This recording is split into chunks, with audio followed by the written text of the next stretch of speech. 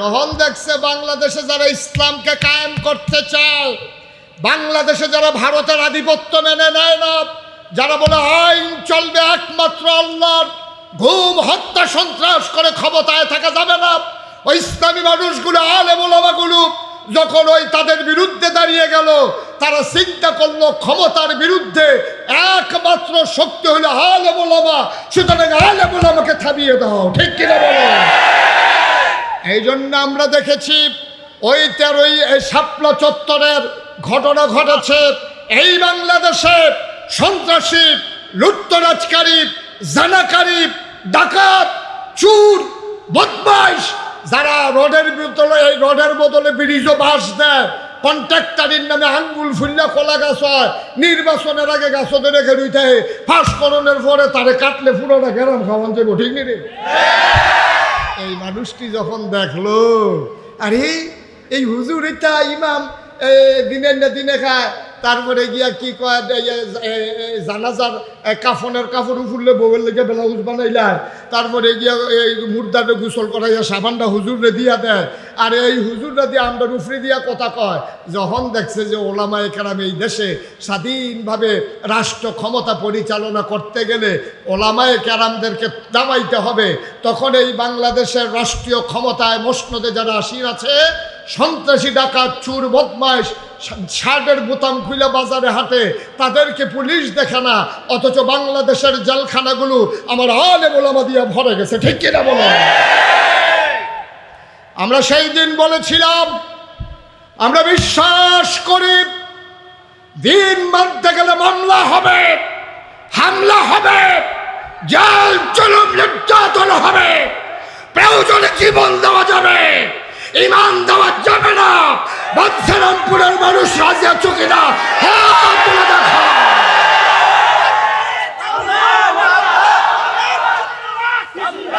যারা ক্ষমতায় যায় তার কাছে ইসলামের চাইতে ক্ষমতা বড়। ঠিক কিনা বলো?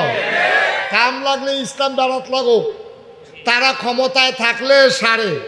যারা ইসলামরে সাইড কইরা ক্ষমতায় থাকতে চায়, ইতিহাস প্রমাণ করেছে রান্না করা গরম ভাতও খাইয়া যাইতে পারে না। এটাই হচ্ছে বাস্তবতা, এটা ইতিহাস না, অকেরে রিসেন্টলি, মানে কয়দিন আগে আর কি। ঠিক রে? তাইলে বোঝা গেল আপনি ইসলামের লগে দ্বন্দ্ব করে থাইকা লাইবে, আল্লাহর মার দুনিয়ার বা। ঠিক কিনা কর? আল্লাহ যেন হেফাজত করে, সবাই কোনা আমিন। তো নবীজি যখন দিনের দাওয়াত দেয়, আমরা এই যেমন বাংলাদেশের প্রধানমন্ত্রী, তখনকার প্রধানমন্ত্রী হলেন মনে করেন আবু জেহেল। তো আবু জেহেলে চিন্তা করলো, খুব খেয়াল করেন, সিহন কথা তাই বলছি আমরা, আবু জেহেল চিন্তা করলো মোহাম্মদের যে কয় লা ইলাহা লা ইলাহা এর দূর থাকে না গইয়ে না বাইরে আমি কয়াম লা ইলাহা জুড়ে কথা লা ইলাহা। এই কথা মানি কি? এই কথা মানি আপনারা কইলাম বুঝছেন না, আমিও আগে বুঝতাম না, মাদ্রাসা ফোরনের আগে ওখানে না বুঝি অর্থ কিটা। লা ইলাহা মানে কোনো ইলাহা, খেয়াল করেন, লা ইলাহা কোনো ইলাহা নাই। ইলা কারে কয়? কোনো মাবুদ নাই, কোনো মাসুক নাই, কোনো মাউজুদ নাই, কোনো মাকসুদ নাই, কোনো রিজিক দাতা নাই, কোনো হায়াত দাতা নাই, কোনো মৌত দাতা নাই, নাই বলতে কিচ্ছু নাই। সুবহানাল্লাহ কইতেন না? এটা হলো লা ইলাহা। এবার ইল্লাল্লাহটা কিটা কয়? হ্যাঁ আছে একজন, তিনি কে? লাল কার্ড দেখাই দেন, টের পাইবা ঘটনা কি যেতে আছে। বয়া দাও, ফাউল করো না। কয় দল না? কয় দল? তিন দল মানুষ নবীজির বিরোধিতা করছে। এক নম্বরে হইল যারা তখন ক্ষমতায় ছিল। তো তখন যারা ক্ষমতায় ছিল তাদের নেতা ছিল আবু জেহেল। কি নাম? না কথা কথা কি নাম? তো আবু জেহেল কেন বিরোধিতা করলো? খুব খেয়াল করেন, সিহন কথা কইলে বুঝবেন। বুঝানোর ভিতরে আমি মাশাআল্লাহ খারাপ না, ভালোই। অনেকে কইছে কই হুজুর আপনার ওয়াজ যে তারা না বুঝে তার আর ওয়াজ হইন্ডা লাভ নাই। আমি যেমন কোনা কাঞ্চি মেরে গেল, যে যেই রকম খাইতে পারে সেই রকম। এই বসো, একজন একজন করে উঠতেছো কেন? কি হয়েছে? চুপ করে একটু কথা শুনো। আমি এই খাউন্না আনতা যে খানা দিতাম পারি, মনে করেন দুধের বাচ্চা, তো তারে তো আর ভাত দেওয়ান যেত না। তারে ফিডারে বড়ে দুধ দেওয়ান লাগবো। তাই কোনো মতে দুধ ছাড়াইয়া মাত্র কিছু কিছু খাইতে পারে, তারে ডাইলের পানি দিয়ে কষলন দিয়ে ঠিক নিও। এরপরে যারা শক্ত খায় খাইব, অক্ষরে যারা নরম দাঁত নাই সমস্যা, কাম লাগলে বদনার ভিতরে বইটা নল দিয়া মার হাবো কেন তো একেবারে বুঝ মতো কথা লইয়া বাজ যাবেন। কয় দল না কয় দল না পক্ষে না বিপক্ষে? তখন একদল হইল রাষ্ট্রীয় ক্ষমতা, রাজা বাদশাহ যারা থাকে তারা এক নাম্বার ইসলামের বিরোধিতা করে, অহনও করে, আগেও করছে, লেখা রাখেন সামনের দিনও করব। ঠিক কিনা কন? ওনারে জিজ্ঞাসা ভাই এই ব্যাগ বিলাক ফাগল আছে? কয় কোন বাড়িতে? কয় এই বাড়িতে। কয় ফাগলের নাম কি? কয় মোহাম্মদ। কয় আমিও দেব। সুবহানাল্লাহ বলবেন না? পাগলের কি নাম? কয় মোহাম্মদ। কয় আমিও তো মোহাম্মদ। কয় আপনি পাগল। সুবহানাল্লাহ বলবেন না? কারিমিয়া পাগল দেখলাম সারা জীবন চুলগুলো উস্কু খুস্কু, দাড়ির ভিতরে জট লেগে আছে, 15 বছর ধরে গোসল নাই, খাটাসের গন্ধে লগে দিয়ে আড়ন যায় না, বুতাম থাকলে 5টা এর ভিতরে আছে 2টা লাগাই রাখছে কোন ইচ্ছা করিয়া, তারপরে লুঙ্গি যায় একটা পেন্সিল এইটাও সাইডগুল দিয়া সিরা। এই কারবার হলো পাগলের। লোক বড় বড় মুসের কারণে ঠুট দেখা যায় না, আর আপনি পাগল। এখন সবাই মিল্লা কইতে আছে আপনি যদি পাগল হন তাহলে আমরা যারা আপনারা দেখতাম আইছি আমরাও পাগল। সুবহানাল্লাহ কইতেন না? নবীজি ডাক দিয়া কই পাগলামি যেমন তেমন পাগলামি না, এটা ইচ্ছা করলে হয়ে যাওয়া যায় না। যান আলাদা বুঝা টুজ্জা আইয়ার এই পাগল হইতে হলে প্রথমে যে কলমা পড়তে হবে লা ইলাহা মুহাম্মাদুর। এখন সব জায়গা গিয়াছে রাখো ভাই, এখন তো লোকটারে দেখলাম যে তো পাগল মনে হয় না, অন্য যেই কথাগুলো আমরা কি সবাই একমত? তো সবাই মিললে একমত হয়েছে, আমরা সবাই একমত আছি, আমরা রাজি আছি, কোনো টেনশন নাই। সবাই মিল্লা আবার নবীজির কাছে আসছে, আইসা বলতেছে ইয়া রাসূলুল্লাহ ইয়া হাবিব আল্লাহ। সুবহানাল্লাহ বলবেন না? আপনারা যারা বাম পাশে দাঁড়িয়ে আছেন সবাই বসে পড়ুন। যে ক্যামেরা চলে পেছনে গিয়ে বসেন, সবাই বসেন, দাঁড়াই থেকে যাবেন। এদিক দিয়ে সরেন, এই লোকগুলোকে সরাই দেন। কই মাহফিলের লোকজন কই? আরে এখান থেকে আওয়াজ করতে বলি, এটা তো আমিই বলছি, আপনি সরাই দেন দিয়া। আবার কথা কয় এখানে দাঁড়াইয়া দাঁড়াইয়া। আপনি যান, নিচে যান, গিয়ে সরান। এই যে এই লোকগুলো একটু সরাই দেন, পেছনে আপনি বসেন, একটু সরাই দেন। একজন লোকও থাকা যাবে না এখানে, সরেন। হাতে ধরে রেকর্ড হয় না ভাই, আপনি চেষ্টা করেন না, শুধু শুধু বসেন, যে ওইদিকে বসেন, শুনেন।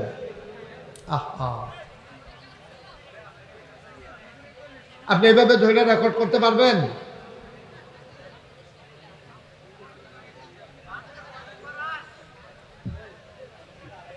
একটু সুযোগ করে দেন, লোকজন তো আসতেছে, আরো আসবে। আপনারা যদি এখনই গ্যাদারিং করেন, আর স্টেজের উপরে বলছি যে একজনও কথা বললেন না, তা আপনি এভাবে কথা বললে তো আমি কথা বলতে পারবো না। একেবারে একটা শব্দ যেন না হয়, ওটাকে একটু খেয়াল রাখতে হবে ইনশাআল্লাহ। সবাই একটু মনোযোগের সাথে বসেন, আমাকে একটু সুযোগ করে দেন। আমি যখন যেটা বলতে বলি আওয়াজ করে জবাব দিয়েন। বলেন সুবহানাল্লাহ। এতগুলো লোক বললে এই আওয়াজ হয়? আওয়াজ তো অনেক বেশি হওয়ার কথা। পড়েন সুবহানাল্লাহ, বলেন আলহামদুলিল্লাহ, আল্লাহু আকবার। সম্মানিত এলাকাবাসী, আপনারা জানেন যে 5ই আগস্ট বাংলাদেশের পট পরিবর্তনের পরে জগদ্দল পাথরের মতো চেপে বসা একটা শক্তি ছাত্র জনতার ঐক্যবদ্ধ প্রচেষ্টায় হাজারো প্রাণের বিনিময়ে, রক্তের বিনিময়ে বাংলাদেশের মানুষ দ্বিতীয়বারে আবার স্বাধীনতা পেয়েছে। এই স্বাধীনতার স্বাদ যদি উপভোগ করতে হয়, এই স্বাধীন দেশকে যদি আমরা সুন্দরভাবে গড়ে তুলতে চাই, সবাই মনোযোগের সাথে বসতে হবে এবং আমাকে কথা বলতে দিতে হবে, আপনাদেরকে কথা শুনতে হবে। আমরা কেমন করে চললে আমার বাংলা কাগজে পত্রে নয়, প্রকৃত অর্থেই সোনার বাংলা হবে, সেই সম্পর্কে আমরা কিছু কথা শুনবো ইনশাআল্লাহ। আল্লাহ যেন তৌফিক দান করে। সবাই পড়েন আমিন। আপনারা যারা সামনে আছেন দয়া করে একটা আওয়াজও কেউ কইরেন না, দয়া করে একটা আওয়াজও কেউ কইরেন না। আমি আগেই বোধহয় ভালো ছিলাম। আগে যখন আমার মাহফিলের লোক কম হইতো তখন আমার সুবিধা ছিল, মন ভরে কথা বলতে পারতাম। কিন্তু এই বছর একটা প্রোগ্রামেও ভালো করে কথা বলতে পারি না আপনাদের হট্টুগুলের কারণে, আওয়াজের কারণে। লোকটা আর চাইতে বেশি হলে আওয়াজের তো দরকার নাই, লোক হয়েছে আলহামদুলিল্লাহ। আপনারা বসেন, কথা শুনেন চুপ করে, কোনো আওয়াজ করেন না, তাইলে কিছু কথা শোনা যাবে ইনশাআল্লাহ। আল্লাহ যেন কবুল করে। সবাই পড়ে আমিন। শুরুতে আল্লাহর কাছে দয়া চাই, আপনাদের কাছে দোয়া চাই। আল্লাহ যেন আমার মুখ দিয়ে সেই কথাগুলো বের করে দেন যেগুলো আমার জন্য দরকার এবং আপনাদের জন্য দরকার। সবাই পড়েন আমিন। বন্ধুগণ, আল্লাহ তাবারক ওয়া তাআলা এই দুনিয়ার ভিতরে আমাদেরকে যখন পাঠালেন, পাঠানোর পরে আমাদের জ্ঞান হলো সসীম। খুব খেয়াল করে শুনেন, আমাদের জ্ঞান হলো সসীম, সীমাবদ্ধ। মাইকটা আরেকটু কমাই দেন। আমাদের জ্ঞান একেবারেই সীমাবদ্ধ।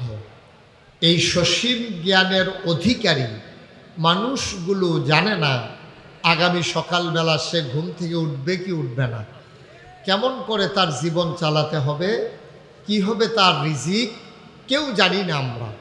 কিন্তু আল্লাহ অসীম জ্ঞানের অধিকারী, তিনি আমাদেরকে মানুষ করে পাঠানোর পরে কোন পথে গেলে জান্নাত, কোন পথে গেলে জাহান্নাম, কোন পথে গেলে লাভ আর কোন পথে গেলে লোকসান, কোন পথে ভালো কোন পথে মন্দ, কোন পথে কল্যাণ কোন পথে অকল্যাণ, কোন পথে শিরক বিদআত, কোন পথে তাওহীদ রিসালাত, কোন পথে কুফর আর কোন পথে ইসলাম জানানোর জন্য যুগে যুগে আল্লাহ তাবারক ওয়া তাআলা নবী এবং রাসূল পাঠিয়েছেন। এই নবীদের মাঝে যিনি সবার সেরা, যিনি সবার শেষ, তিনি হলেন আপনার আমার নবী, নবী মুহাম্মদুর রাসূলুল্লাহ। নবীর নাম শুনলে কি পড়তে হয়? সবাই পড়েন, কি পড়তে হয়? এই ছেলে, এই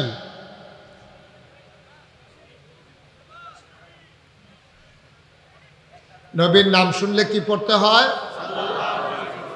দুই একবার না বারবার, দুই একদিন না প্রতিদিন, দুই এক সপ্তাহ না প্রতি সপ্তাহ, দুই এক মাস না 12 মাস, দুই এক বছর না সারা জীবন আমরা পড়ব সাল্লাল্লাহু আলাইহি ওয়াসাল্লাম। ও মুসলমান,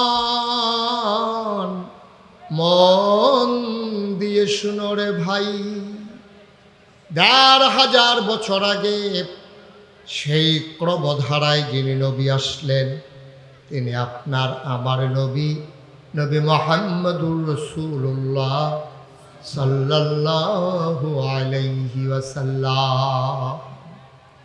আল্লাহর নবী, তিনি যখন দ্বীনের দাওয়াত দিলেন, তিনি নবুয়ত প্রাপ্ত হলেন, একা মানুষ। তার দ্বীনের দাওয়াত পেয়ে সর্বপ্রথম ইসলাম গ্রহণ করলেন ওনার বিবি, আমাদের আম্মা মা খাদিজা রাদিয়াল্লাহু তাআলা আনহা। বলেন সুবহানাল্লাহ। আম্মাজান খাদিজা সর্বপ্রথম ইসলাম গ্রহণ করলেন।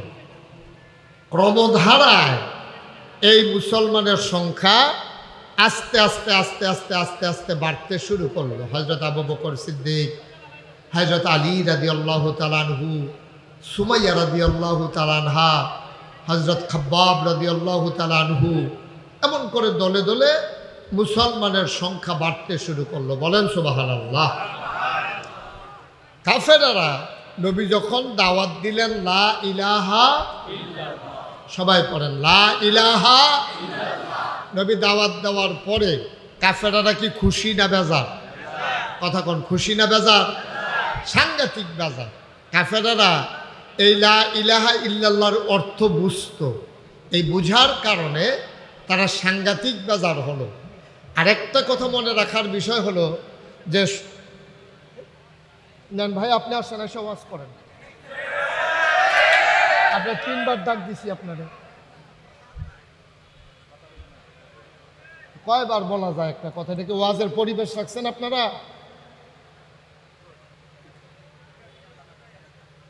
মঞ্চে বৈশা বৈশা আপনার কথা বললে, সামনে কথা বললে তো আমরা আনছেন কেন আপনারা?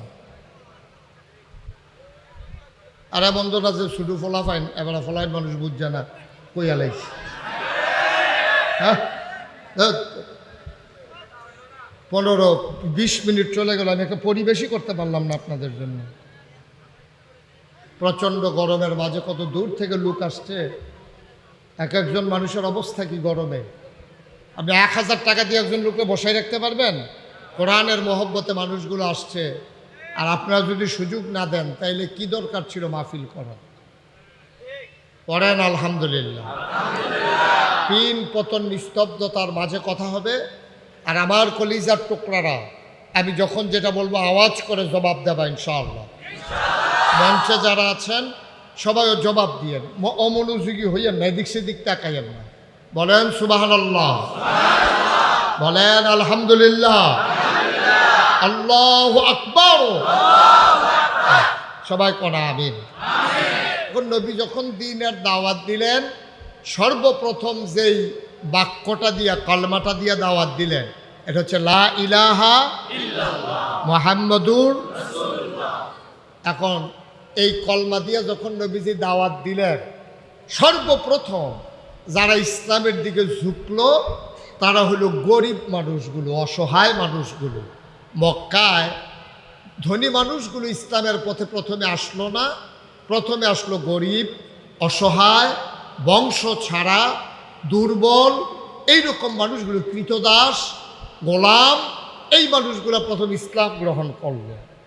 ইসলাম গ্রহণ করে দলে দলে লোক যখন বাড়তে শুরু করলো, সর্বপ্রথম তারা চিন্তা করেছিল কাফেরেরা যে এইভাবে যদি মুসলমানের সংখ্যা বাড়ে তো ধমক দিলে, টিটকারি মারলে, মস্কারা করলে হয়তো সেই মুসলমান আর থাকবে না, আস্তে করে শেষ হয়ে যাবে।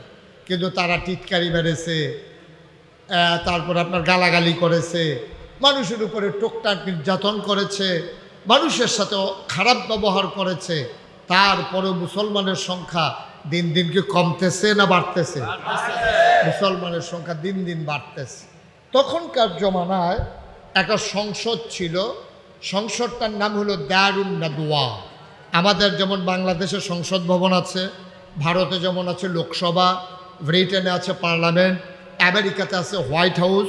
তৎকালীন জমানায় মক্কার কাফেরদের যে সংসদ, এটার নাম ছিল দারুন নাদওয়া। এই দারুন নাদওয়ায় তারা মিটিং ডাকছিল, ইমার্জেন্সি অ্যাসেম্বলি কল করলো, তাদের জরুরি অধিবেশন। সবাই মিলে পরামর্শ করলো যে মুসলমানের সংখ্যা যেভাবে বাড়তেছে, এখন কি করা? টিটকারি মারলাম, মস্কারা করলাম, কোনোভাবে তো মুসলমানের সংখ্যা কমতেছে না, এখন কি করা? সবাই মিলে সিদ্ধান্ত নিল। আফসোসের বিষয় হলো, ভয়ের বিষয় হলো, কিছুদিন পরেই হলো আমাদের হজ। কি কথা বলেন? কি হজ? তো হজের ভিতরে শুধু তো মক্কার লোক থাকবে না, হজের ভিতরে তো অন্য জায়গা থেকেও লোক আসে। সৌদি আরবে যখন এখন হজ হয়, বাংলাদেশ থেকে লোক যায় নাকি যায় না? ইন্ডিয়া থেকে, পাকিস্তান, ইন্দোনেশিয়া, মালয়েশিয়া, সব জায়গা থেকে লোক যায়। তৎকালীন জমানায় এত দূর থেকে যেত না, কিন্তু জাজিরাতুল আরব, মক্কা ভূখণ্ডের চতুর্পার্শ্বে যারা ছিল, সিরিয়া, ইরান, ইরাক, পারস্য, তায়েফ, বিভিন্ন শহর থেকে, আবা, আল কাসিম, এই বিভিন্ন শহর থেকে মানুষ, মদিনা, দলে দলে লোক আসতো মক্কায়। মক্কায় আইসা তারা হজ করত। এখন তারা মিটিংয়ে বৈশা চিন্তা করতেছে যে আরে আগে তো নবীজি মোহাম্মদ বললে না, কি বলতে হয়? ওই একজনেও তো কইলেন না মোহাম্মদ। আগে তো দিনের দাওয়াত দিছে ঘরে ঘরে, মক্কার নগরীতে। এখন যে হজ করতে বাইরের লোক আসবে, আর মোহাম্মদ যদি এই দাওয়াত দিতে থাকে, তাহলে এই ইসলাম তো আর মক্কায় থাকবে না, ইসলাম চলে যাবে সিরিয়া, ইসলাম চলে যাবে তায়েফে, ইসলাম চলে যাবে মদিনায়, ইসলাম চলে যাবে ইরাকে, ইসলাম চলে যাবে ইরানে। এটা নিয়ে তাদের মারাত্মক টেনশন। সবাই মিলে এখন চিন্তা করলো এখন কি করা যায়। এখন সবাই মিলে একটা বুদ্ধি করছে। কয় কি বুদ্ধি? কয় ইসলাম যেন এই মক্কার বাইরে যেতে না পারে। মক্কায় যেই যেই রাস্তা দিয়া লোকগুলা ঢুকবে, যেমন আপনাদের এই গ্রামের নাম কি? আইয়ুবপুর। এখন আইয়ুবপুর গ্রামে এই ঢুকার মতো কয়েকটা রাস্তা আছে। এখন মক্কায় ঢুকার মতো কয়েকটা রাস্তা ছিল। কাফেরারা সিদ্ধান্ত নিছে প্রতিটা রাস্তার মুখে মদিনার লোকজন যেদিক দিয়ে আসে এদিকে একদল, সিরিয়ার লোক যেদিক দিয়ে আসে, তায়েফের লোক যেদিক দিয়ে আসে, নানান জায়গায় দলে দলে আমাদের লোকজন দাঁড়াই থাকবে। যারাই হজে আসবে তাদেরকে বলা হবে, ভাই আপনি হজে আসছেন ভালো কথা, আপনারা কয়জন আসছেন? কয় আমরা তো মনে করেন যে আমরা তো আসছি 50 জন। কয় আপনারা কি 50 জন যে আইছেন সবাই লইয়া যাইতেন চান নাকি 2-4 জন রাখা যাইতেন চান? কবে এটা কী কথা কইলেন? আমরা হজে আইছি তো সবাই নিয়ে যাবো না আবার ফিরত? 2-4 জন রাখা যাবো কি করতে? কয় 2-4 জন লোক যদি রাখা যাইতেন না চান তাহলে আমরা 10 জন জাদুঘর বাড়ছি। নাউজুবিল্লাহ, আরো আসতে কর, জোরে কর নাউজুবিল্লাহ। আমরা 10 জাদুঘর বাড়ইছে। এবার আর কথার ভিতরে এমন জাদু, বউয়ে যদি এবার আর কথা শুনে যাবে তেল গয়ে জিজ্ঞা, বাহে যদি এবার আর কথা শুনে ফুতের তেল গয়ে জিজ্ঞা, ভাই যদি এটা কি হলো ভাই, ভাই যদি কথা শুনে তাইলে ভাইয়ের থেকে আলগা হয়ে যায়। এইরকম আজব এক জাদুঘর। নাউজুবিল্লাহ বলবেন না? এখন কি করা? আপনারা যখন ঢুকবেন এই পাগলের কাছেও যাবেন না। তো ওনারা জিজ্ঞেস করছে, ভাই পাগলের কি নাম? তাই পাগলের নাম হলো মোহাম্মদ সাল্লাল্লাহু আলাইহি ওয়াসাল্লাম। Thank you. সবাই কইেন, এই ধুম করে ডিব্বা যেমন বইয়া থাকে বাঁচবেন কয় বছর? কইয়া দিয়ে মরে জিজ্ঞা আমিন ক। এই জাদুঘরের নাম কি? মুহাম্মদুর রাসূলুল্লাহ। এই মাশাআল্লাহ এখন একটা পরিবেশ হইতে আছে। নবীজির নাম শুনলে আমার জন্য অপেক্ষা করেন না, এটা আমরা সবাই বলে দেব মুহাম্মদুর সাল্লাল্লাহু আলাইহি। এখন সবাই যখন এই কথা বলছে এটা তো টেনশনের বিষয়। আচ্ছা ঠিক আছে, আমরা কেউ কাছেও যাব না, তার কথাও শুনবো না। এই তোমরা সব সাবধান থাকবা, জিগাইবা যার লোকের কথা কইবা নাম কি জিগাইবা, যদি হলো যে মোহাম্মদ এবার আর কাছেও যাওয়ার দরকার নাই। এই কথার পরে হজ শেষ। হজের কাজকর্ম যখন শেষ হয়েছে তখন একজন আরেকজনের কয়, ভাই আবার বাচ্চা আইলে না মক্কা শরীফ আইতাম, আইসি যখন ওই যে ফাগলের কথা কইছিল এক নজর দূর চাইয়া যাইতাম, আইসিয়ে যখন ফাগলটা চাইয়া যাই আর আইনা না, সুবহানাল্লাহ বলবেন না? আর আইনা না, এই ফাগলটা দূর চাইয়েই যাই। এই কথা কই আসে না। এখন একজন আরেকজনকে জিগা, ভাই এই যারে পায় তারিখ ভাই মোহাম্মদের বাড়ি কোনটা? ভাই এই কথাটাই আর কইেন না। বাংলাদেশেও দেখবেন এখন যে মাহফিলটার ভিতরে লোক আছে, যদি এই মাহফিলটার সাইডে একটা ফাগল থাকতো দেখবেন হ্যাঁ 2 গুণ লোক থাকতো, বেরিয়ে চাইতে হইল ফাগল ফাগল টেবিলে ফাগল। আবার ফাগলের কিছু সাংকেতিক চিহ্ন আছে, দেখবেন কোন ফাগল কি কইলে সেতে এইটা দেখবেন। আবার এই ফলাফাইন জানে তো হাতারে গিয়ে এটা কয় তো হাতে একটা গালি দেয়, চিল্লান দেয়, এই জমছে আর কি খেলা। নাউজুবিল্লাহ বলতেন না? আমি এক মাহফিলে গিয়া দেখি বিরাট লোকজন, আর এই এই এই ফাগলে একটা চিল্লান দেয়। আমি ওই চিল্লান দেয় কে রে? কয় তারে গরম জিলাফি কইলেতে কেউ, গরম জিলাফি কইলে তার সাথে উঠতে যায়। টেবিলে একবার গরম জিলাফি খাইতে লিয়ে জিব্বা ফুটা লাইছে, অহন তার জিলাফি দেখলে শুনলে তার রাগ উঠতে যায়। এখন তারা মনে করলো পাগলের প্রতি একটা কিউরিসি আছে, পাগল দেখার জন্য মানুষের মনে একটা আগ্রহ আছে। এখন মদিনার যারা মুসলমান, বিভিন্ন দেশের যারা মুসলমান, তারা যারে পায় তারই জায়গায়, ভাই এই মোহাম্মদ যে একটা পাগল বাড়ি গুন্ডা, আরে হ্যার কথা আর কই না, ঘর জামাই খায়। নাউজুবিল্লাহ বলতেন না? কথা তো সত্য, কইছে একটু টিটকারি বাইরে আর কি। নবীজি তো থাকে আম্মাজান খাদিজার বাড়িতে। এখন সবাই ঘর দেখাই দিছে, সবাই মিল্লা পাগল দেখতে গেছে। যাওয়ার পরে দেখে যে একজন লোক ওই বাড়ি থেকে বের হয়ে আসতেছে, দেখে বলতে, ভাই এই বাড়িতে নাকি একজন পাগল আছে। কয় কীরকম? কয় আমরা শুনলাম এখানে একজন পাগল আছে।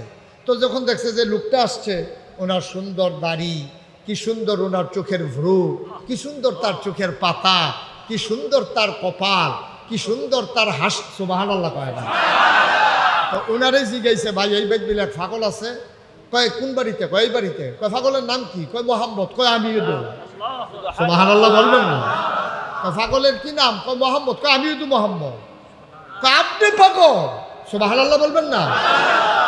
কারিমিয়া পাগল দেখলাম সারা জীবন চুলগুলো উস্কু খুস্কু, দাড়ির ভিতরে জট লেগে আছে, 15 বছর ধরে গোসল নাই, খাটাসের গন্ধে লগে দিয়ে আড়ন যায় না। বুতাম থাকলে 5টা এর ভিতরে আছে 2টা লাগাই রাখছে কোন ইচ্ছা করিয়া। তারপরে লুঙ্গি যায় একটা পেন্সিল, এইটাও সাইডুকুল দিয়া সিরা। এই কারবার হলো পাগলের লোক, বড় বড় মুসের কারণে ঠুট দেখা যায় না। আর আপনি পাগল। এখন সবাই মিল্লা কইতে আছে আপনি যদি পাগল হন তাহলে আমরা যারা আপনারা দেখতাম আইছি আমরাও পাগল। সুবহানাল্লাহ কইতেন না? নবীজি ডাক দিয়া কই পাগলামি যেমন তেমন পাগলামি না, এটা ইচ্ছা করলে হয়ে যাওয়া যায় না। যান আলাদা বুঝা টুজ্জা আইয়ার এই পাগল হইতে হলে প্রথমে যে কলমা পড়তে হবে লা ইলাহা মুহাম্মাদুর। এখন সব জায়গা জায়গা গিয়া সেরা ভাই এখন তো লোকটারে দেখলাম যে এটা তো পাগল মনে হয় না, অনুরি যেই কথাগুলো আমরা কি সবাই একমত? তো সবাই মিললে একমত হইছে, আমরা সবাই একমত আছি, আমরা রাজি আছি, কোনো টেনশন নাই। সবাই মিল্লা আবার নবীজির কাছে আসছে, আইসা বলতেছে ইয়া রাসূলুল্লাহ ইয়া হাবিব আল্লাহ, সুবহানাল্লাহ বলবেন না? ও আল্লাহর নবী হাতটা বাড়িয়ে দেন দেখি। আল্লাহর নবী হাত মোবারক বাড়িয়ে দিলেন, মানুষগুলো নবীর হাতে হাত রাখলেন। সবাই মিলে নবীর দিকে তাকায় কয় আপনার মতো সুন্দর মানুষ যদি পাগল হয়, এত সুন্দর চেহারা, এত সুন্দর যার কথা, এত সুন্দর যার হাসি, গায়ের ভিতরে জান্নাতি গন্ধ, সুবহানাল্লাহ কয় না? এই মানুষটা যদি পাগল হয় আপনি হাতটা বাড়াইয়া কলেমা পড়াইয়া আমাদেরকেও পাগল বানাই দেয়। নবীজির সাথে সাথে পড়াই দিলেন লা ইলাহা ইল্লাল্লাহু মুহাম্মাদুর রাসূল। মহব্বতের সাথে পড়েন লা ইলাহা লা ইলাহা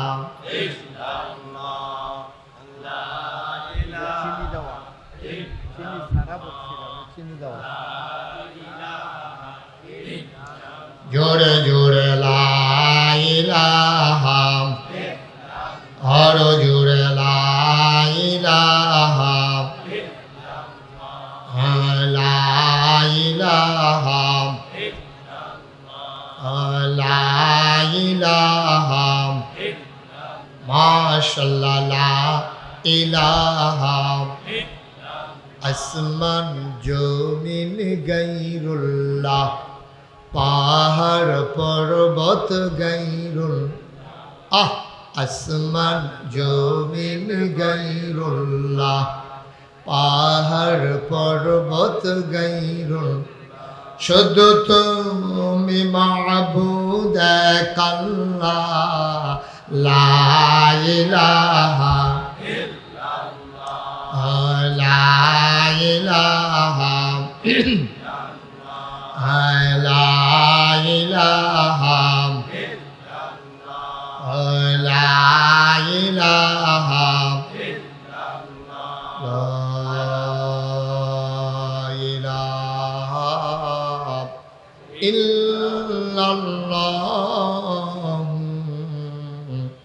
মুহাম্মাদুর রাসূলুল্লাহ সাল্লাল্লাহু আলাইহি ওয়াসাল্লাম। সবাই পড়েন আলহামদুলিল্লাহ।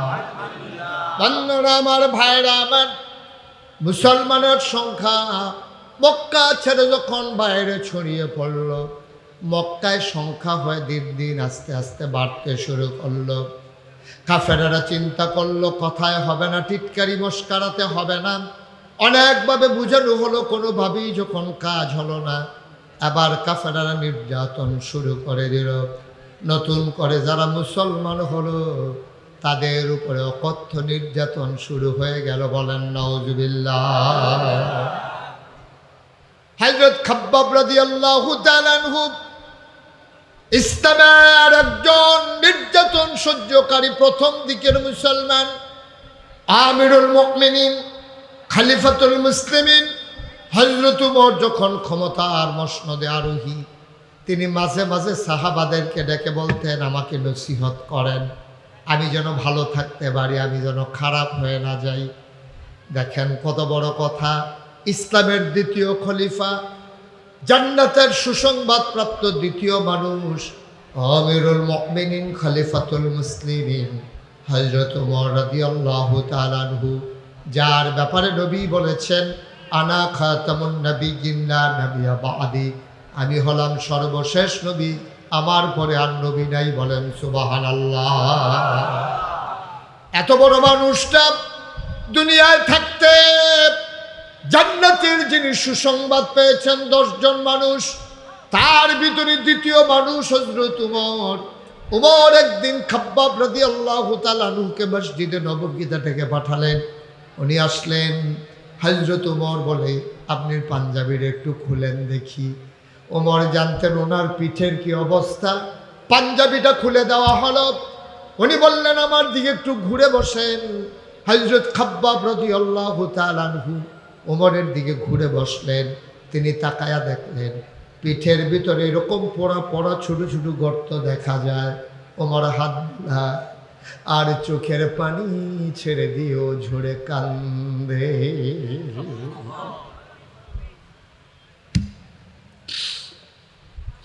একটা মানুষের পিঠ এত অসমতল, জায়গায় জায়গায় শুধু গর্ত, আর গর্তগুলা মনে হয় কুঁচকে আছে। এটি কেমন গর্ত? হযরত ওমর হাত বুলায় গর্তের ভিতরে আঙ্গুল দেয় আর নিজে চোখের পানি ছেড়ে দিয়ে কান্দে। তিনি ডাক দিয়ে খাব্বাব, আপনার পিঠের অবস্থা এমন হলো কেমন আমাকে জানান।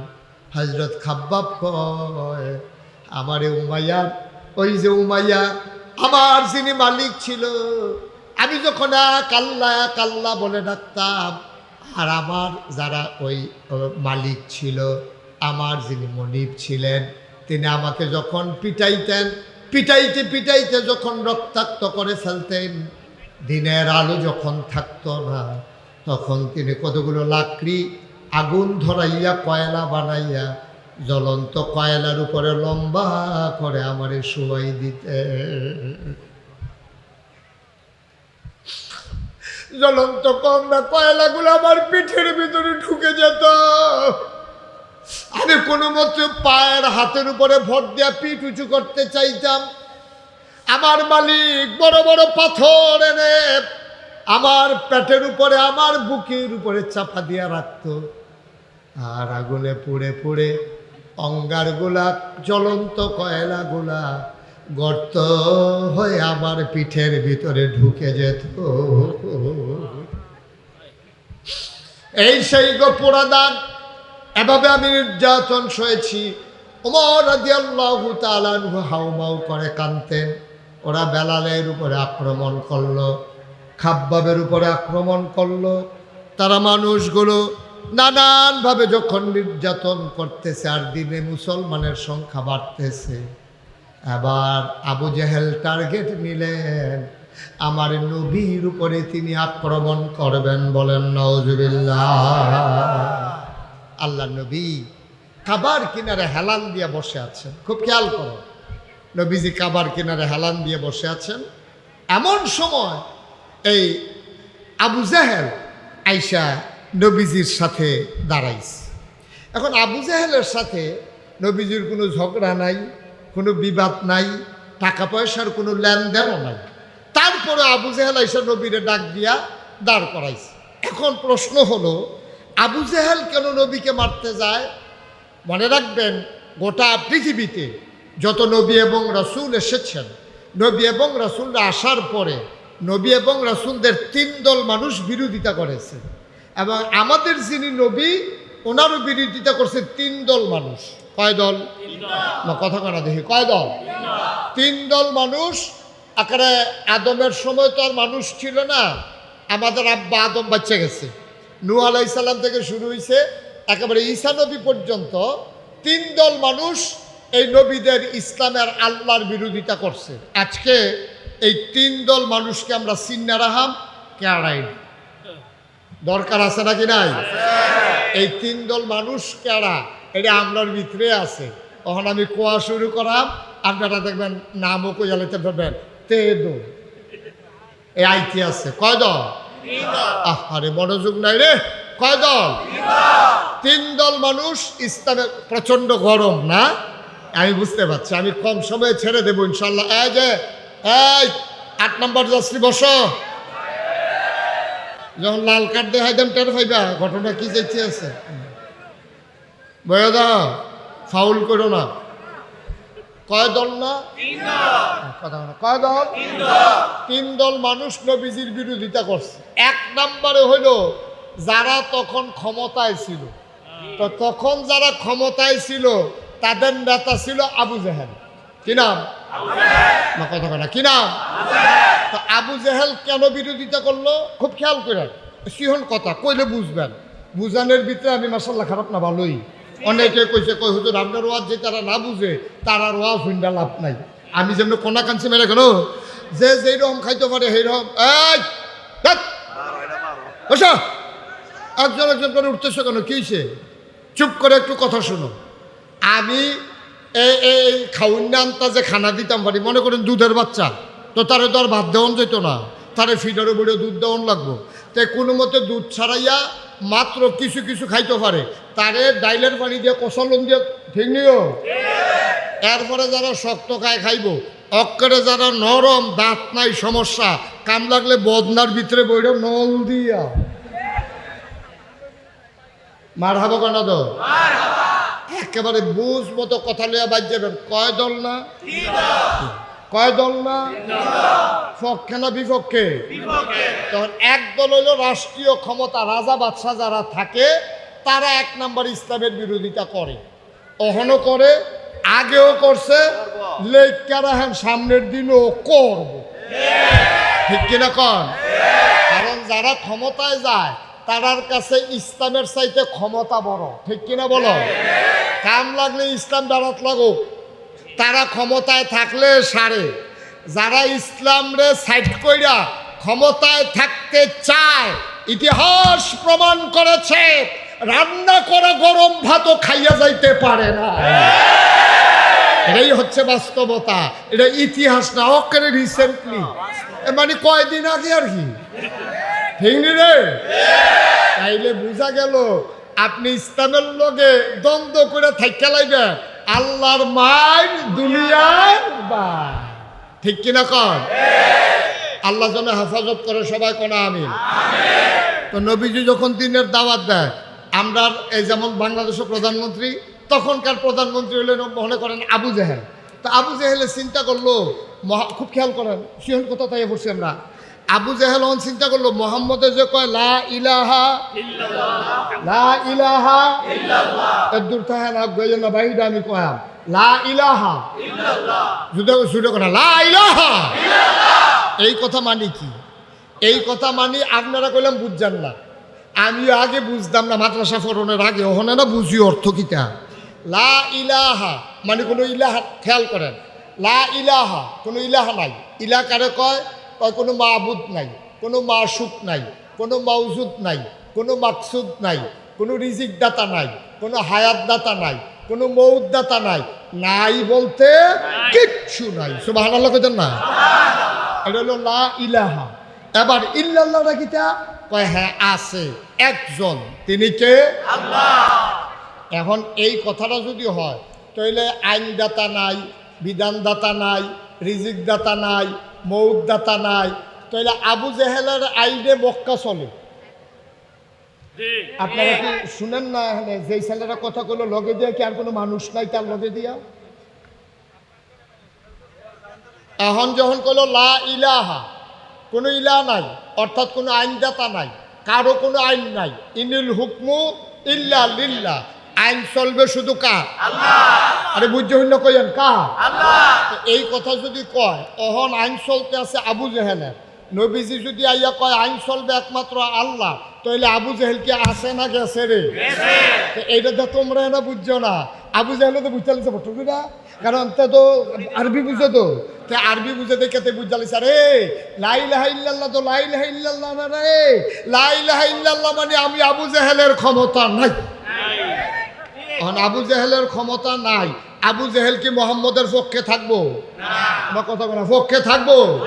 যখন দেখছে বাংলাদেশে যারা ইসলামকে কায়েম করতে চায়, বাংলাদেশে যারা ভারতের আধিপত্য মেনে নেয় না, যারা বলে আইন চলবে একমাত্র আল্লাহর, ঘুম হত্যা সন্ত্রাস করে ক্ষমতায় থাকা যাবে না, ওই ইসলামী মানুষগুলো আলেম ওলামাগুলো যখন ওই তাদের বিরুদ্ধে দাঁড়িয়ে গেল, তারা চিন্তা করলো ক্ষমতার বিরুদ্ধে একমাত্র শক্তি হলো আলেম ওলামা, সুতরাং আলেম ওলামাকে থামিয়ে দাও। ঠিক কিনা বলো?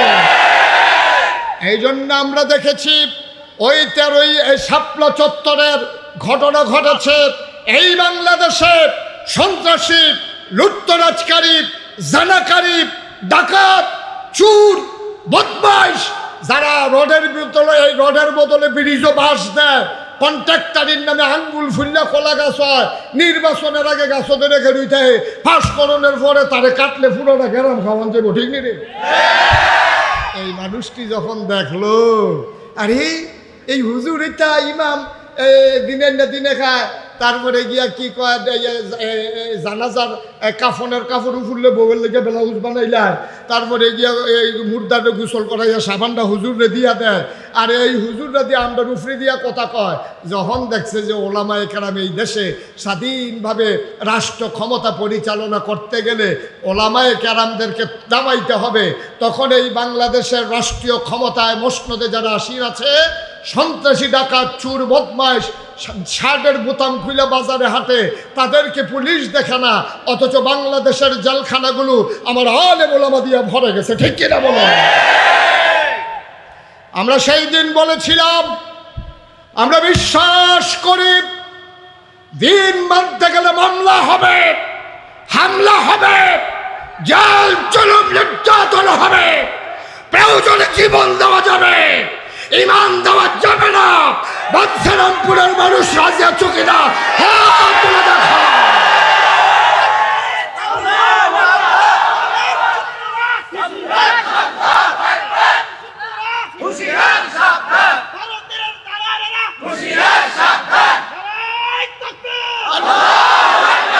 সবাই পড়ে না আমিন।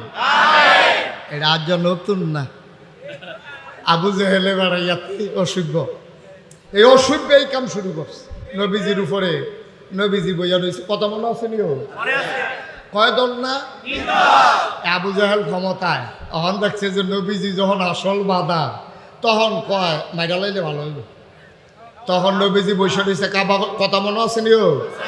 কাবা ঘরে হেলান দিয়া নবীজি বইয়া রয়েছে, আবু জাহেলে আস্তে করে টিপা টিপা টিপা টিপা টিপা টিপা তা আইসে নবীজির কাছে, আইয়া দেখে সাইডুগুল দিয়ে কোনো মানুষজন নাই, না দেখাতে সাইডো ফেল চাইয়া যখন দেখছে যে কোনো মানুষজন নাই, নবীজির কাছে আইয়া সেরা কে আসনি বালা কইয়া সেটা নবীজি তো সরল বিশ্বাসে বইয়া রয়েছে, হাতে গায়ের চাদরটা খুললা নবীজির গলার ভিতরে একটা ফেস দিয়া নবীজিরে ফাঁসি খাওয়াইয়া, নবীর চোখগুলা মনে হয় বেরো হয়ে যাবে, গালগুলো হয়ে গেছে লাল, নবীজি কানতে কানতে এরকম কোনো মতো সুইটটা তারপরে বাইতেছে, বাইতেইয়া কান্নাকাটি শুরু করছে, বাইতেইয়া কানতে আছে, নবীজি চুপ করে বসে আছে, কেউ তো আর কোনো কথা কয় না।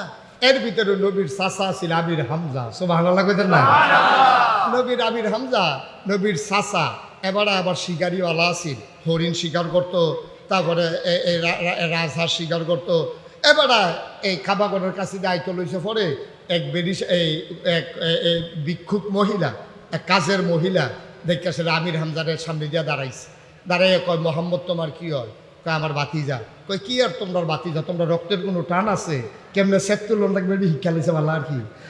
কয় কি কও? আমার বাতিজা একটা ফুলের টোহা দিয়া মক্কায় কেউ থাকবো, কয় ফুলের টোহা তোমার বাতিরা তো মাইরে এলে চলেছিল, কয় কারাইরা, কয় আবু জাহেল কর থেকে কেউ হনো হনো গিয়া দেখে যে কাবাগরের সামনে দাঁড়াই রয়েছে। আবু জেহেলে মনে করছে নবীজির গায়ে আঘাত করার কারণে আমির হামজা খুশি হবে, কিন্তু রক্তের টান, বাপ নাই ভাতিজা, ভাতিজার লাগে কলজা বড়া মায়া, গিয়া সেটা কয় আবু জাহেল ইয়া ইয়া শুনলাম তুমি বলে আমরা মোহাম্মদের উপরে সাদ্দর দিয়ে একটা গলাত ফেস দিচ্ছিলাম, কথাটা কি সত্য? কই দিছিলাম তো, মনে তো করছিলাম মাইরে এলাইতাম ফারলাম না তো। এই কথা কইয়া সেরা যখন নবীজি এই কথা যখন বলছে, ওনার পিঠের ভিতরে ছিল তীর ধনুক, ধনুকটারে টান দিয়া বার কইরা একটা ফিটা দিছে, ফিটালার লগে সেরেত কইরা রক্ত ছুটিয়া এতে উঠা দিছে দৌড়। সুবহানাল্লাহ কনা দি জোরে কনা দি সুবহানাল্লাহ। আবু জেহেলে ফিদা খাইয়া যখন দৌড় দিছে, আমির হামজায় দৌড়ে বাইতেছে, ইসাকে বাদিয়া কান্দির কারবার গড়াই লইছি। কান্দাকান্দি দরকার নাই, ঘটনা গড়াই লইছি। তোমারে দিছিল চাদর ধরে টান আর মাথা ফাটাইয়া ইয়া পড়ছি। আল্লাহর নবী সুবহানাল্লাহ বলবেন না? কি নবী রে এটা? কি নবী এটা? আল্লাহর নবী চোখের পানি ছেড়ে দিলেন, চাচাকে দেখে। চাচা জড়াইয়া ধরলেন, মাথাটারে বুকের ভিতরে নিয়ে কপালে চুমু খায়। আমির হামজা ডাক দিয়া কয়, ভাতিজা আমি প্রতিশোধ নিয়েছি, তুমি খুশি হয়ে যাও। আল্লাহর নবী চোখের পানি ছাড়া আর কান্দে, কয় চাচা আপনার এই প্রতিশোধে আমি খুশি হইতে পারি নাই। আপনি কার মাথা ফাটাইছেন এটা আমার দেখার বিষয় না। কার মাথা ফাটলো কার মাথা গেল এতে আমার কিছু আসে যায় না। আমির হামজা ডাক দেয়া কয়, ভাতিজা তোমার মায়ের প্রতিশোধ নিলাম। আমি তো প্রতিশোধ নেওয়ার জন্য দুনিয়াতে আসি নাই। কয় তাইলে কি করলে তুমি খুশি হবা? আল্লাহ নবী কয়, যদি আপনি কলমাটা পড়ে ফেলেন আমি খুশি হয়ে যাব। আমির হামজা কয়, ভাতিজা আমার, তোমার মনের খুশির জন্য আজকে যা করা দরকার আমি তাই করতে প্রস্তুত। মুনাফিক শব্দ বললে সহজে বুঝতেছ। তো মুনাফিক শব্দটার মূল ধাতু হলো নিফাক, আর নিফাক শব্দটার মূল অক্ষর হলো নুন ফা কফ, নাফাকুন, নাফাক। নাফাক শব্দটার কি অর্থ? আপনারা যারা কেউ কখনো আরব বিশ্ব সফর করেছে, সৌদি আরব বা অন্য কোনো দেশ, তো নিশ্চয়ই আপনারা সমুদ্রের আপনার পাহাড়ের নিচে টানেল দেখেছে। টানেল অর্থাৎ পাহাড়ের নিচে গর্ত করে রাস্তা তৈরি করে সুড়ঙ্গ পথ। মক্কা মুকাররমা থেকে মিনার দিকে যাওয়ার রাস্তায় 3.5 কিলোমিটার লম্বা নাফাক। এটার সামনে লেখা আছে নাফাকুল মালিক আব্দুল আজিজ, বাদশাহ আব্দুল আজিজ সুড়ঙ্গ পথ।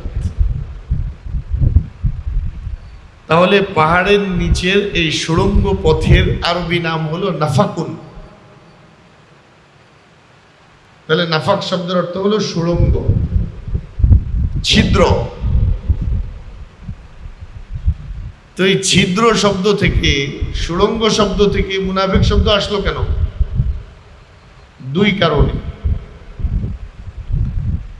1 নম্বর কারণ হলো ওই পাহাড়ের নিচের সুড়ঙ্গ পথ করে মানুষ যেমন চট করে এদিক থেকে ওদিক, এদিক থেকে এদিক চলে যেতে পারে,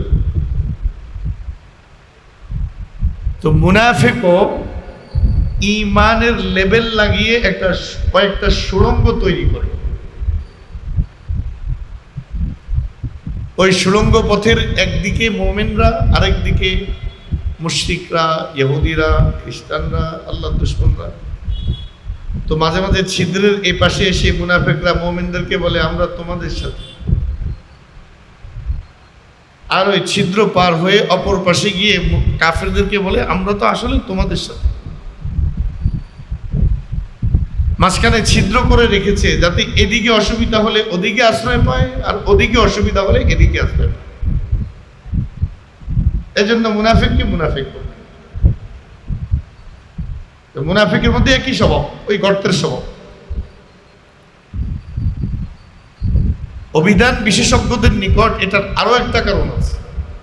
মুনাফিককে মুনাফিক হিসেবে নামকরণ করা, নাফাককে নেফাক হিসেবে নামকরণ করা।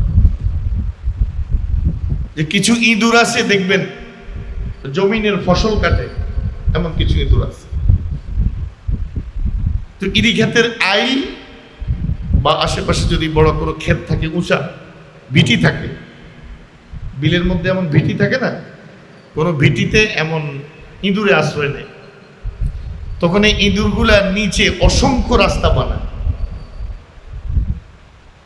তো আমরা ছোটকালে দেখলাম কৃষকরা এই ইঁদুর মারার জন্য সাধ্য মতো যে রাস্তাগুলো আছে এগুলোর মুখ বন্ধ করে এক পাশ দিয়ে গরম পানি ঢালত, একদম টকবগে উঠানো গরম পানি।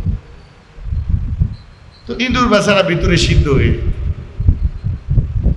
তো ইঁদুর কিন্তু মানুষের এই চালাকির কথা আগের থেকে না, হয়তো তাদের পূর্বপুরুষদের থেকে শুনে আসছে। এজন্য তারা এতগুলো রাস্তা ভিতরে তৈরি করে, এদিক দিয়ে পানি ঢাললে ওদিক দিয়ে ফুরুত করে বের হয়ে যায়, ওদিক দিয়ে ধরলে এদিক দিয়ে বের হয়ে যায়, মানে অনেকগুলো রাস্তা তৈরি করে রাখে। মুনাফিকও এমন, দিনের বেলা এক দলের সাথে, রাতে আর এক দলের সাথে।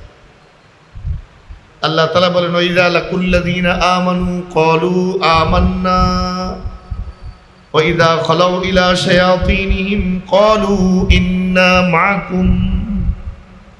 এই দিনের বেলা নবীর সামনে, সাহাবীদের সামনে পাক্কা মুমিন,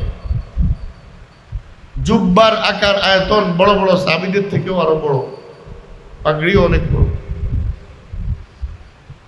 বাপসাব এমন পাক্কা মুমিন। আর রাত্রের অন্ধকারে যখন তাদের সাঙ্গপাঙ্গদের সাথে মিলিত হয় তো বলে বস্তুত আমরা তো আসলে তোমাদের লোক, আমরা তো মুসলমানদের কাছে যাই ঠাট্টা মস্করা করার জন্য, তাদেরকে বিদ্রুপ করার জন্য, তাদেরকে ধোঁকা দেওয়ার জন্য, কারণ তারা যাতে আমাদেরকে নিজেদের লোক মনে করে আর সময় মতো আমাদেরকে পাবে না। যেমন উহুদের যুদ্ধের সময় তারা এই প্রমাণ দিয়েছে। মুসলমানরা যুদ্ধে বের হয়েছে নবীর নেতৃত্বে সাল্লাল্লাহু আলাইহি ওয়াসাল্লাম 1000 সাথীকে নিয়ে। অর্ধেক পথে যাওয়ার পর 300 কেটে পড়ছে। রাইসুল মুনাফিকিন আব্দুল্লাহ ইবনে উবাই ইবনে সালুলের নেতৃত্বে 300 পথের থেকে ফেরত চলে গেছে। কারণ কি দেখিয়েছে? কারণ দেখিয়েছে আব্দুল্লাহ ইবনে উবাই ইবনে সালুল বলেন আমি এই দলের সবচেয়ে সিনিয়র মানুষ, যুদ্ধ বিগ্রহের ব্যাপারে আমার পুরনো অভিজ্ঞতা আছে, আমি পরামর্শ দিয়েছিলাম মদিনার ভেতরে থেকে মোকাবেলা করার জন্য, বাইরে না যাওয়ার জন্য। আমার পরামর্শ যেহেতু মানা হয় নাই, আমি এখন তোমাদের সাথে নাই। তো এটা তো মদিনায় থাকতে বললেও পারত। পথে এসে কেন? তাদের উদ্দেশ্য ছিল 300, আমরা যদি পথ থেকে ফিরত চলে আসি তো আমাদের দেখা দেখি আরো কয়েকশো ভয় পেয়ে আমাদের সাথে পিছনে সরে যাবে, আর মুহাম্মদ পরাজিত হবে, সাহাবীরা পরাজিত হবে, এই মুসিবত থেকে তারা একবারে মুক্তি পেয়ে যাবে। আসলেও তাই হয়েছে। এই 300 যখন পথের থেকে ফেরত রওনা হয়েছে, এখন মুসলমানরা কত হয়ে গেছে? 700। ভাই কথা বোঝা যায় না? কত হয়েছে? এই সংখ্যা হঠাৎ করে 300 কমে যাওয়ার পর বাহিনীর মধ্যে মানসিক দুর্বলতা আসবে কিনা? তখন মদিনার আরো 2টা কবিলা, একটার নাম বনু হারেসা আর একটা কবিলার নাম বনু সালামা। ইয হাম্মাত তাইফাতানি মিনকুম আন তাফশালা। কোরআন শরীফ আল্লাহ বলে দিয়েছে যে মুনাফিকরা চলে যাওয়ার পর তোমাদের মধ্যে মুমিনদের মধ্যে 2টা দল ভীরু হয়ে গেছে, তাদের মধ্যে ভয় এসে গেছে, কাপুরুষতা এসে গেছে। তারাও মনে করতেছিল আমরাও পলায়ন করে চলে যাই, কিন্তু আল্লাহ বলেন আল্লাহু ওয়ালিয়ুহুমা। কিন্তু মুনাফিকদের বন্ধু তো আল্লাহ না, আল্লাহ তো এই মুমিনদের বন্ধু। এজন্য তারা যখন ভয় পেয়ে গেছে, আল্লাহ বলেন তাদের ভয়কে দূর করে তাদের অন্তরে সাহস সঞ্চার করে দিয়ে যুদ্ধের ময়দানে মজবুত করে রেখেছি আমি আল্লাহ। তারা ভয় পাওয়ার পরেও কিন্তু পলায়ন করে যায়। এখন এই বনু হারেসার একজন সাহাবীর নাম হযরতে জাবির ইবনে আব্দুল্লাহ, বড় জলিলুল কদর সাহাবী। এখন আয়াত নাজিল হয়েছে যে তোমাদের মধ্যে 2টা দল কাপুরুষতার পরিচয় দিচ্ছিল। এটা একটা লজ্জার কথা না? আমার বংশের লোকদেরকে আল্লাহ কাপুরুষ বলতেছেন। তো একবার একজন জিজ্ঞেস করতেছেন হযরতে জাবিরকে যে আল্লাহ যে তোমাদেরকে কাপুরুষ বলেছে, তোমাদের শরম করে না? হযরতে জাবির কয় শরম করে না তো। কেন? তোরা তো শুধু কাপুরুষ পর্যন্ত পড়স, আর পরেরটা তো আর পড়স না। ইয হাম্মাত তাইফাতানি মিনকুম মান তাফশালা আল্লাহু ওয়ালিয়ুহুমা। আল্লাহ বলেছেন 2টা দল কাপুরুষতার পরিচয় দিতে চাচ্ছিল, তারা পলায়ন করতে চাচ্ছিল, কিন্তু আমি আল্লাহ তাদের বন্ধু। সুবহানাল্লাহ। হযরতে জাবির বলতেন আমাদের কাপুরুষতার কথা আল্লাহ বলেছেন, সাথে সাথে আল্লাহ যে আমাদের বন্ধু এটাও বলেছেন। তোদের বংশের বন্ধু যে আল্লাহ, তোরা একটা আয়াত দেখা। তোরা যে আমার সমালোচনা করিস, তোরা একটা আয়াত দেখা যে আল্লাহ কোথায় বলছে যে আল্লাহ তোদের বন্ধু, আল্লাহ কবিলা আউসের বন্ধু, খাজরাজের বন্ধু, বাবামুখের বন্ধু, দেখা। আর কেউ কিছু বলতে পারে। তাহলে এই মুনাফিকরা এতটাই দুশ্মন ইসলামের, যারা অর্ধেক পথে এসে ফেরত চলে গেছে, যাতে মুসলমানদের পুরা পরিকল্পনা নস্যাৎ হয়ে যায়, ধ্বংস হয়ে যায়, আর মুসলমানদের পরাজয় নিশ্চিত হয়ে যায়। তাহলে এই মুনাফিকদেরকে মুনাফিক বলার এই দ্বিতীয় কারণ হলো এটা যে এরা অনেক রাস্তা তৈরি করে রাখে আর অনেক কূট পরিকল্পনা সাজায়, সুযোগ পেলে যাতে মুসলমানদেরকে চবল দিতে পারে। যেমন ইঁদুর অনেক রাস্তা খোঁজে, অনেক রাস্তা তৈরি করে রাখে, সুযোগ পেলেই ফসলের উপরে হানা দেয়, একদম ধান খেত কেটে সবার করে। এই মুনাফিককে মুনাফিক বলার তৃতীয় আরেকটা কারণ হলো, নাফাক শব্দের অর্থ ছিদ্র, আর মুনাফিকদের চরিত্র হলো শুধু অন্যের ছিদ্র তালাশ করা। বলেন না ভাই, অন্যের ছিদ্র তালাশ করা, সারাক্ষণ শুধু এই দোষ, এই দোষ, এই দোষ, এই দোষ, মানুষের পিছনে পড়বে, তার এই সমস্যা, তার এই সমস্যা, তার এই সমস্যা। তা আপনি তারা জিজ্ঞাসা করেন, ভাই আপনার কোনো সমস্যা নাই? আপনার মধ্যে কোনো ত্রুটি নেই? আপনার মধ্যে কোনো অসুবিধা নেই? এরা কেমন ছিদ্র তালাশ করে একটা ছোট্ট উদাহরণ দিয়ে আপনাদেরকে। তাবুকের যুদ্ধের সময় মুসলমানরা তাবুক যাবে, লড়াই করবে রোমের বাদশার বিরুদ্ধে। রোম তৎকালীন পৃথিবীর 1 নাম্বার সুপার পাওয়ার, পরাশক্তি, বর্তমানে আমেরিকার মতো। এদের বিরুদ্ধে মুসলমান লড়াই করতে যাবে, আর পথের দূরত্ব হলো 830 কিলোমিটার, বর্তমান হিসেবে 830। তাও তো এখন রাস্তা সোজা করে বানাইছে এই জন্য। আর আল্লাহর হাবিব সাল্লাল্লাহু আলাইহি সাল্লামের জমানায় পাহাড়ের চিপায় ডান বাম হয়ে যাওয়া লাগতো, কমপক্ষে 1200 কিলোমিটার ছিল তখনকার জমানায় এই রাস্তাটার দূরত্ব। আবার প্রচন্ড গরম, আবার মদিনায় খেজুর পাকার মৌসুম, ফসল সংগ্রহ করার মৌসুম, আবার সব সাহাবীদের হাত খালি, আবার দুশমন অগণিত। একটা পয়েন্ট এমন নাই যে পয়েন্টটা মুসলমানদের ফেভারে, সব মুসলমানদের বিরুদ্ধে। আবহাওয়া প্রতিকূল, অর্থনৈতিক অবস্থাও প্রতিকূল, সৈন্য সংখ্যাও প্রতিকূল, রাস্তা পথ দূরত্ব প্রতিকূল। মোকাবেলা যাদের সাথে করবে তাদের সংখ্যা আর মুসলমানদের সংখ্যায়, তাদের সামরিক প্রশিক্ষণ আর মুসলমানদের প্রশিক্ষণে আকাশ জমিন তফাৎ। এই অবস্থায় আল্লাহর হাবিব সাহাবীদেরকে জিহাদে বের হওয়ার আহ্বান করলেন।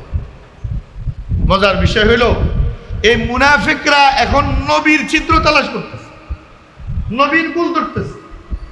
কোরআনের ভাষায় ছিদ্র তালাশ করা শব্দ আল্লাহ ব্যবহার করেছেন, এই জন্য আমি এই শব্দই ব্যবহার করলাম। ওয়াইদা রাআইতাল্লাযীনা ইয়াকুদুনা ফি আয়াতিনা ফাআরিদ আনহুম। আল্লাহ তাআলা বলেন, যখন তুমি দেখবা, তোমরা দেখবা কিছু লোক আমি আল্লাহর আয়াতের ভিতরে ছিদ্র তালাশ করে, খবরদার তাদের সাথে চলবা না। বলেছেন কে? এই জন্য আমি ছিদ্র তালাশ করা শব্দটা ব্যবহার করতেছি। এখন মুনাফিকরা মুমিনদেরকে বুঝায় যে কোরআনে আল্লাহ বললেন, ওয়ালা তুলকু বিআইদিকুম ইলা তাহলুকা, তোমরা নিজেদেরকে ধ্বংসের দিকে ঠেলে দিও না। এখন তো মোহাম্মদ জেনে শুনে বুঝে তোমাদেরকে ধ্বংসের দিকে ঠেলে দিচ্ছে, তাইলে মোহাম্মদ নিজেই তো কোরআন মানতেছে না।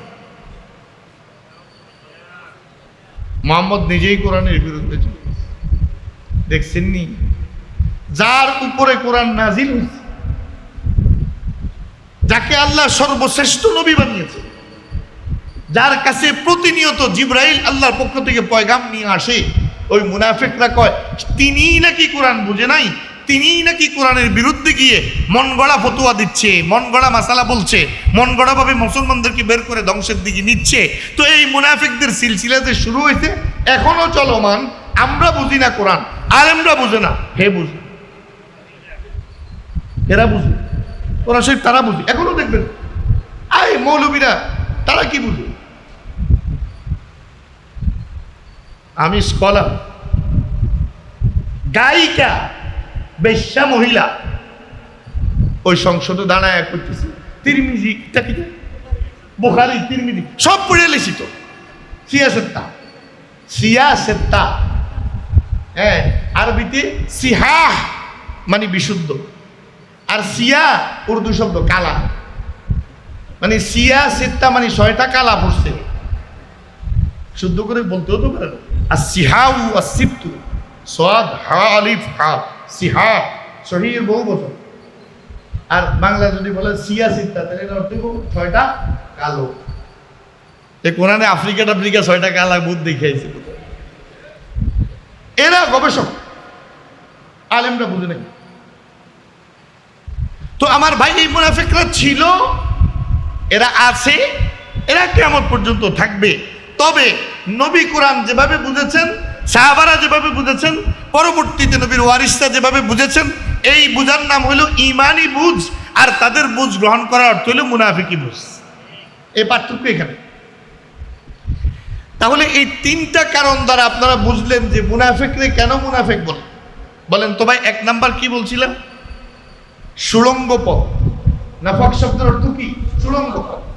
আর 2 নাম্বার ওই ইঁদুরের চরিত্র, চারদিকে সুড়ঙ্গ করে বিভিন্ন দিকে রাস্তা খুলে রাখা। আর 3 নাম্বার ছিদ্র তালাশ করা। এই মুনাফিকদের মধ্যে 3টা স্বভাব আছে, এই জন্য এদেরকে মুনাফিক বলা হয়। এখন আসেন, মুনাফিকের শাব্দিক অর্থ আমরা আবিধানিক অর্থটা বুঝলাম, এবার পারিভাষিক অর্থ কি? মুনাফিককে শরীয়তের ভাষায় মুনাফিক কাকে বলে? খুব মন দিয়ে খেয়াল করেন ভাই। আমাকে হযরতুল আল্লাহ হযরত মাওলানা আনিস রহমান আশরাফি সাহেব এমন এক বিষয় লইয়া বৎসরের শুরুতে বসাইছে, এগুলোর মধ্যে কোনো তসকস নাই, মানে সব বুঝার বিষয় এবং শক্ত বিষয়। কিন্তু অন্য সাধারণ বিষয় ওয়াজ হইলে মাঝে মাঝে ইউসুফ আলাইহিস সালাম, হযরত জুলাইখার কথা আসতো, আমার কাছেও বলতে মজা লাগতো, আমার কথা শুনতে ভালো লাগতো। কিন্তু এখন বিষয়গুলো হলো ঈমানের বিষয়, আর ঈমানের বিষয়গুলো সবসময় জটিল হয়। কারণ শয়তান যে আপনার পিছনে আছে, সে আপনার বুদ্ধি থেকেও আরো কোটি গুণ বেশি জটিল। সে আপনাকে এমন জটিল মার পেছে ফেলাবে। আচ্ছা ভাই, চিন্তা করেন তো ভাই, কত হাজার বছর থেকে শয়তান পড়ালেখা করতেছে, চিন্তা করেন। এমন কোন নবী দুনিয়াতে আসে নাই যার ক্লাসে শয়তান বসে না, যে নবীর কথা শয়তান শুনে নাই। এর আগে নবীরা দুনিয়াতে আসার আগে রূহের জগতে যখন নবীরা ছিলেন, তখনও ফেরেশতাদের সাথে হাজার হাজার বছর থেকে সে লেখাপড়া করছে। এবার আমি একবার এক শয়তানকে বলছিলাম, ভাই আপনারা কি? আমি পিএইচডি ডিগ্রি করছি। আমি সর্বনাশ, শয়তানে তো কয়েক কোটি পিএইচডি ডিগ্রি আছে, হাজার হাজার বছর ধরে গবেষণা করছে।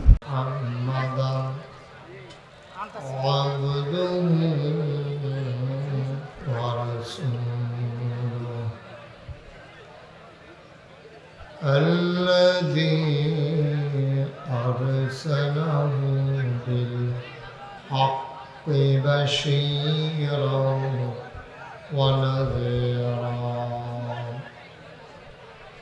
وداعيا إلى الله بإذنه وسراجا منيرا. قال الله تعالى في القرآن المجيد وفي فرقانه الحميد. সবাই পড়ো। أعوذ بالله من الشيطان الرجيم. بسم الله الرحمن الرحيم. একটা ঠিক করেন। إن الله وملائكته يصلون على النبي يا أيها الذين آمنوا صلوا عليه وسلموا تسليما اللهم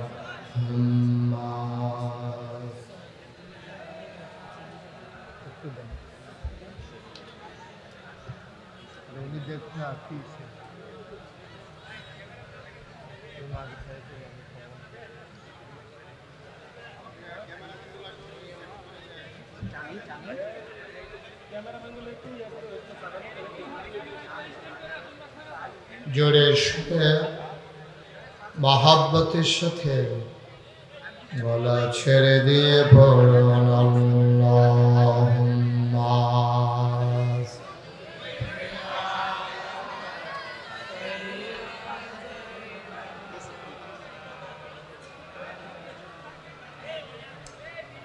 وعلى آل سيدنا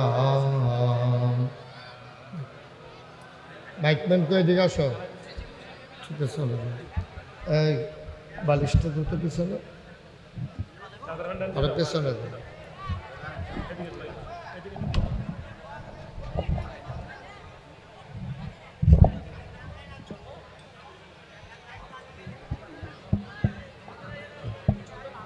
আপনার বাইকটা যেন কুয়া না দেয় আপনি তো বাড়াই দেন কুয়া দিয়ে দেন বাইকটা যেন আওয়াজ না করে এই আওয়াজ যেন না করে একটু ওঠান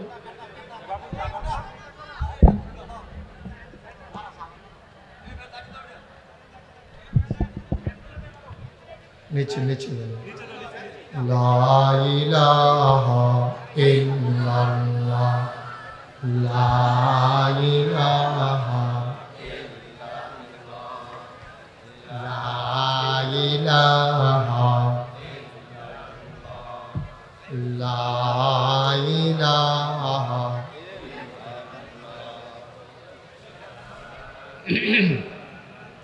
ইল্লাল্লাহ লা ইলাহা লা ইলাহা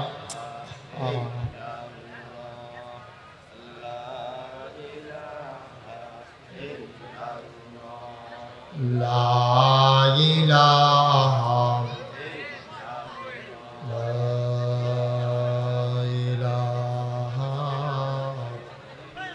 إلا الله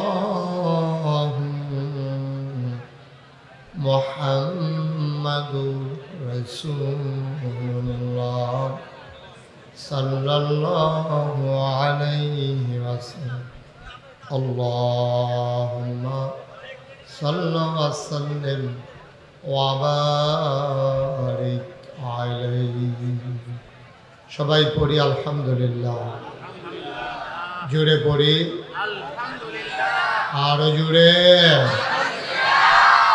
আল্লাহ তাবারক ওয়া তাআলার দরবারে আমরা লাখ কোটি শুকরিয়া জ্ঞাপন করছি যিনি আমাদেরকে ঐতিহ্যবাহী ঐতিহ্যধন্য মাইকটা যেন নয়েজ না দেয় কয়বার বলতে হবে ভাই আয়বপুর সাউতুল হেরা মহিলা মাদ্রাসার উদ্যোগে তৃতীয় বার্ষিক ইসলামী মহাসম্মেলন উপলক্ষে আজ 12ই সেপ্টেম্বর রোজ বৃহস্পতিবার বরকতময় দিন শেষে অন্ধকারের চাদর যখন পৃথিবী ঢেকে দিয়েছে মেঘমুক্ত আকাশ বৃষ্টিমুক্ত রাত যিনি আমাদের জন্য উপহার দিলেন আলিশা বা আবুদের দরবারে অবনত মস্তকে সশ্রদ্ধ চিত্তে হৃদয়ের সবটুকুন আবেগ, উচ্ছ্বাস, ভালোবাসা, আকুতি কাকুতি মিনতি জমা করে মাবুদের শিখানো কালেমা দিয়ে চিৎকার করে সবাই পড়ি আলহামদুলিল্লাহ। জনাব সাহেবে সদর, আজকের এই মাহফিলের জনাব সভাপতি জনাব আল আমিন সাহেব, আজকের প্রধান অতিথি ডাক্তার রফিকুল ইসলাম খোকন, প্রধান মেহমান অ্যাডভোকেট মোহাম্মদ জিয়াউদ্দিন জিয়া, জনাব ডাক্তার এনামুল হক, সহসভাপতিবৃন্দ, দাওয়াতি মেহমানবৃন্দ, উপস্থিত বিভিন্ন রাজনৈতিক নেতৃবৃন্দ, বিশেষ করে জামাত ইসলামীর বিভিন্ন পর্যায়ের নেতৃবৃন্দ, জাতীয়তাবাদী দল বিএনপির বিভিন্ন পর্যায়ের নেতৃবৃন্দ, উপস্থিত এই এলাকার বিভিন্ন মসজিদের ইমাম সাহেবান, ওলামাই কিরাম, মুরব্বিয়ানে আজাম, কলিজার টুকরা যুবকেরা, পর্দার আড়ালের মা বোনেরা, সবার প্রতি আমার আবারও আন্তরিক সশ্রদ্ধা সালাম।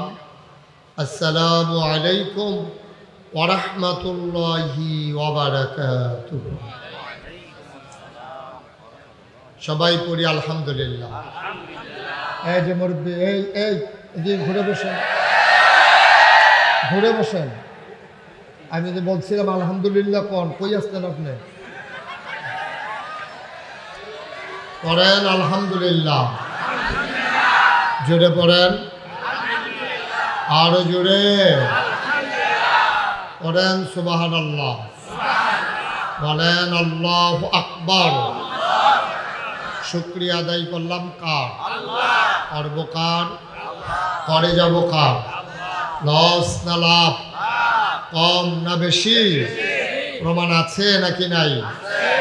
আমার আল্লাহ রাব্বুল আলামিন কোরআনুল কারীমে কত সুন্দর করে ওয়াজ করে দিলেন। আল্লাহ বলেন, লা ইন শাকারতুম লা আযীদান্নাকুম। দুনিয়ার মানুষ নিয়ামত পেয়ে যদি শুকরিয়া আদায় করবে, যেই নিয়ামত পেয়ে শুকরিয়া আদায় করবে, শুকরিয়া আদায়ের কারণে সেই নিয়ামত আমার আল্লাহ আরো বহুত গুণে বাড়িয়ে দেবেন। বলেন সুবহানাল্লাহ, জোরে বলেন সবাই। মাহফিলের জন্য যে পরিবেশ দরকার এটা এখন 10%ও নাই। এই যে লোকগুলাকে বসাই দিতে হবে।